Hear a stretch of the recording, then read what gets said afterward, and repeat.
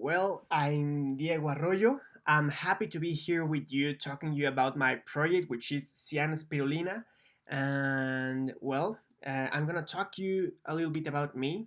As you know, I've been working in this project that it's called Zian since the beginning of this program. I have liked and enjoyed this program very much. I'm gonna talk about it, how it has fostered my innovation, creativity, and many other things inside my daily jobs every day in the last slides. But now I'm gonna talk you that I studied marketing, a bachelor's in marketing. After that, I made my master's degree in business, in digital transformation and internet business actually. So my 9 to 5 job it's working at ISDI EZ, which is a digital transformation school, where I work for marketing, and also I'm bringing from Spain our foundation, where we help nonprofits with their digital transformation strategies.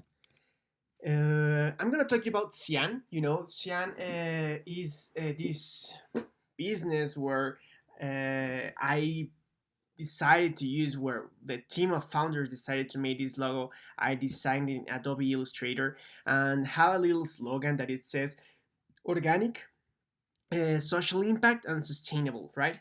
Because it are the three key assets we like for our project to show. It's kind of green because it shows the color of spirulina, of the cyanobacteria that is spirulina, and has this cool logo, this circular cool logo that helps us with the branding, right? Well, what is Cian? Cian is a social business that works on spirulina production that seeks to improve nutrition and generate social mobility. I'm gonna talk to you more about this in the future slides. Well, I'm gonna talk how this works. Cian is a social business where women in low-income communities are partners in the production of spirulina. This is a superfood originally from Mexico that contributes to our intake of rich protein, iron, antioxidants, minerals, and many other nutrients that people need in our daily diet.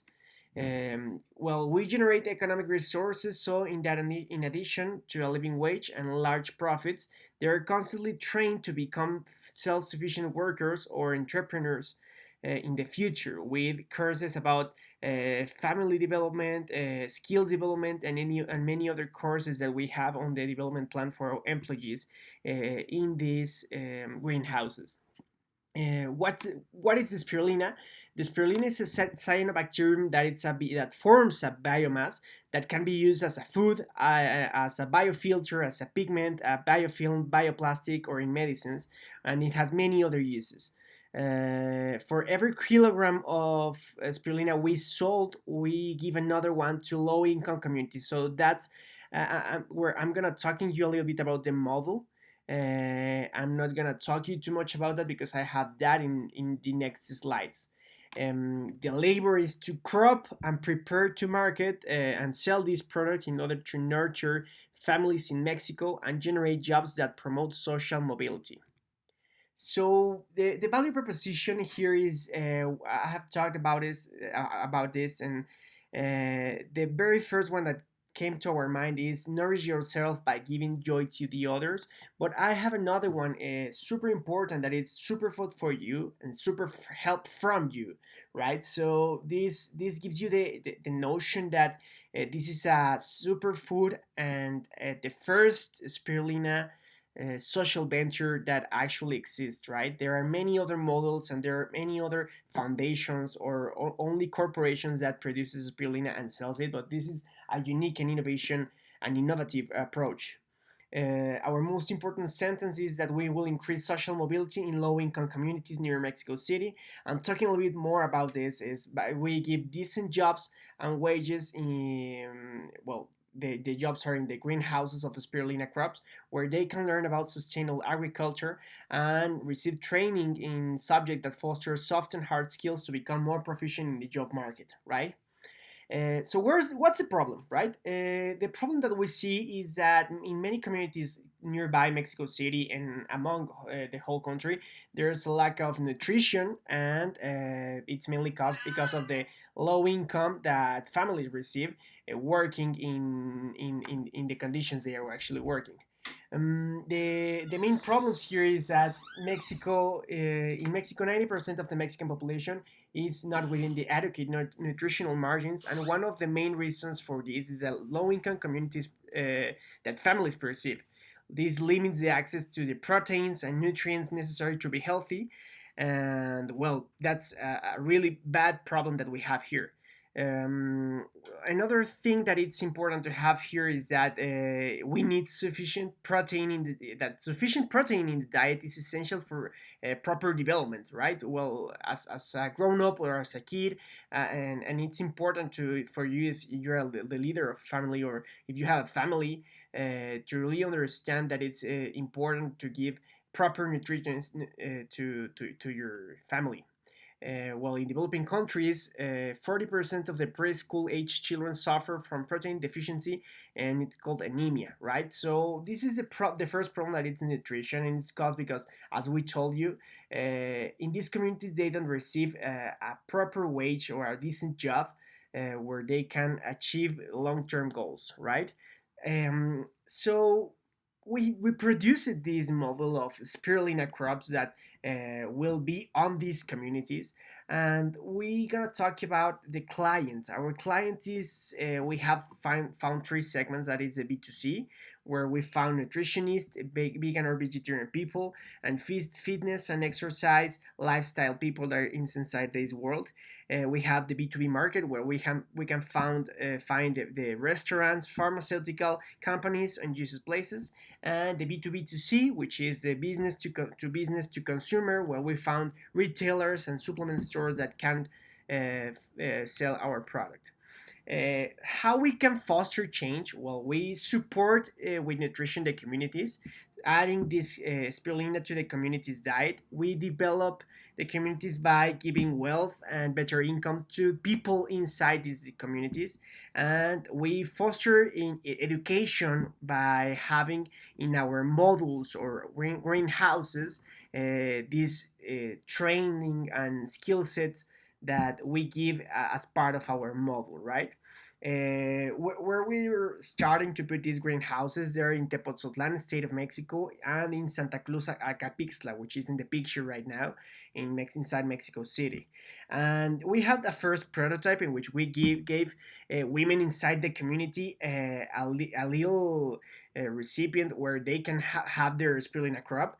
But that was our first iteration, and the model now is by this. We have these really big greenhouses where they can produce the spirulina inside. How the model works is that we have these models where we produce this spirulina, these greenhouses, and we can give proper and decent job to people in the communities. Where this is the place where the spirulina is cropped. After that is sun dried to produce the final product, where we label this product and we sell it to many other clients. As the clients we said, this is how we generate profits and revenue, and these profits and revenue is what we use the surplus to also give this training to the people in the communities, to the women in the communities, and also to give the surplus of one-to-one spirulina and the product to the communities, right? So after receiving this education and soft skills education, they can prepare themselves. The whole community will freely access to this um, um, training. So after that, they can be part of the labor market, the job market. Our most important unit economics are the kilograms produced in every greenhouse, the amount of sold bags, the amount of greenhouses we have in communities, the number of employees, and the nutrition rate in every community that we are helping. We found that we have this kind of budget, and where we have not so many points because we have not starting operating. We're starting operating Zian by August of this year, and we find really important risks that we do not have a validated final product. I mean, we mean the final product of spirulina. We don't know what will be the quality of the product produced in the greenhouses, and another risk that is also a thing that we're beneficiated by is that we have an alliance with a really big player in the spirulina market in Mexico. But the risk here is that we could be changing our model of having a social venture to a non-profit foundation, and I'm gonna talk about it right in the next slides. Um, how we're gonna scale? Well, we have this alliance that I talked to you before with the biggest player in Latin America, the biggest producer, and the biggest with the bigger revenue rates in Latin America, which has greenhouses in Chile and in Mexico, is our big ally. This big company wants us to be their social and corporate responsibility arm. So we're gonna deploy all the programs that we have talked before with but with the help of them. That's why in the revenue and the income I talked about the donated raw material, the donated raw spirulina, because they're giving us these kind of facilities such as the raw material and some other resources in order to start building these greenhouses. Um, Finally, I'm gonna talk to you about why this is a big idea and this is important because the spirulina market has a current value of just over 403 $430 million, and the Mexican is around 4 million, right?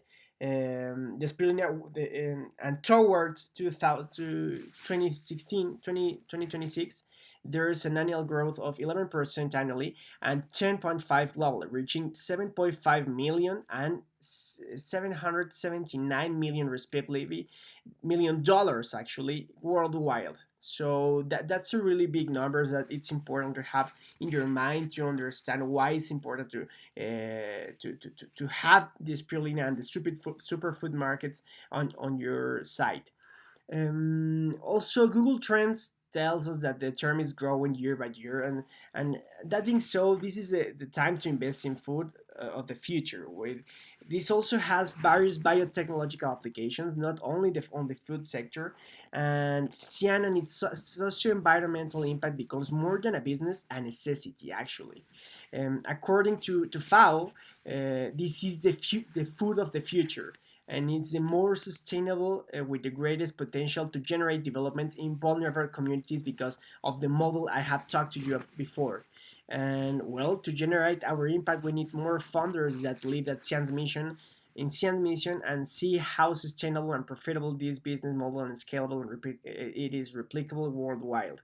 And I'm not gonna stop you more. I know that I have talked a little bit more than the time that has been set, but you asked us to tell a little bit about how how we learn what we learn in this program and some other extra things that I want to talk to you about that I have learned how to use business model correctly, and I think that the lectures are really good because I understand the cases that actually many other businesses have been replicating these models on the business models, on the social impact models, and these terms that we see every week in class. Also, the course has helped me a lot in my daily job at Easy. As I told you, I am the manager of the Easy Foundation here in Mexico, where we have digital transformation free consultancy to nonprofits, and this has taken me to my last point, which is the consultancy and the mentorship and the entrepreneurship. Because some things that I would love to learn, and also I enrolled to the ethics course about this, is that many people has got near to me because they want consultancy about this. So one thing that I don't really know is how to approach this as a consultant, because I know that I have to value my time and I have to value my time with money and ask for a payment. But sometimes I translate it into mentorship and not as a consultancy job. So I have a little bit like the doubt about how can I manage this properly. And finally, I would love to know more about the economical and political barriers that we have nowadays to make all the businesses social ventures, or to be really aware about how can they make money by the time that they are making an impact. Thank you a lot.